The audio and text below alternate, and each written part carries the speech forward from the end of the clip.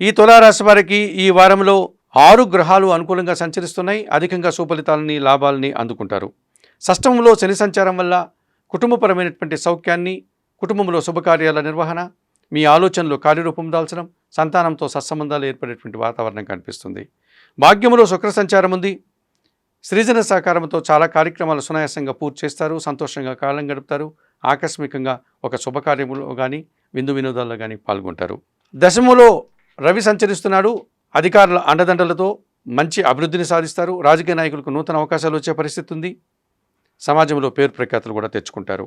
లాభంలో కేతువు సంచరించడం వల్ల నిరాడంబరంగానే వృత్తి, ఉద్యోగ, వ్యాపార, వ్యవసాయ రంగాల్లో అభివృద్ధిని సాధిస్తారు.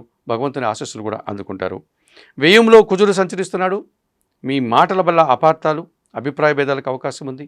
జీవిత భాగస్వామితో కానీ, వ్యాపార భాగస్వామితో కానీ, జనాలతో కానీ, కుటుంబంలో కానీ, లేకపోతే ఇతరత్ర సమాజంలో కానీ కొన్ని ఇబ్బందులు మాటల వల్ల తెచ్చుకునే పరిస్థితి కనిపిస్తుంది. భూవాహన సమస్యలు కాస్త ఇబ్బందిగా మారుతాయి. రావాల్సిన ఆదాయం కూడా వాయిదా పడుతుంది. ఈ రాశి వారికి వారంలో మంగళ, బుధ, శుక్రవారాలు అనుకూలంగా ఉన్నాయి. దానాలు ఇచ్చేటువంటి క్రమంలో కందిపప్పును లేక ఎర్ర కందిపప్పును మంగళవారం రోజు పేదవారికి దానం చేయండి. స్తోత్ర పారాయణ విషయంలో సుబ్రహ్మణ్య కరావలంబ స్తోత్రాన్ని చదువుకోండి. ఆలయ సందర్శన కార్యక్రమంలో భాగంగా తులారాశి వారు సుబ్రహ్మణ్య స్వామిని దర్శించి నమస్కరించుకోవడం వల్ల మరింతగా మంచి ఫలితాలను అందుకోగలుగుతారు.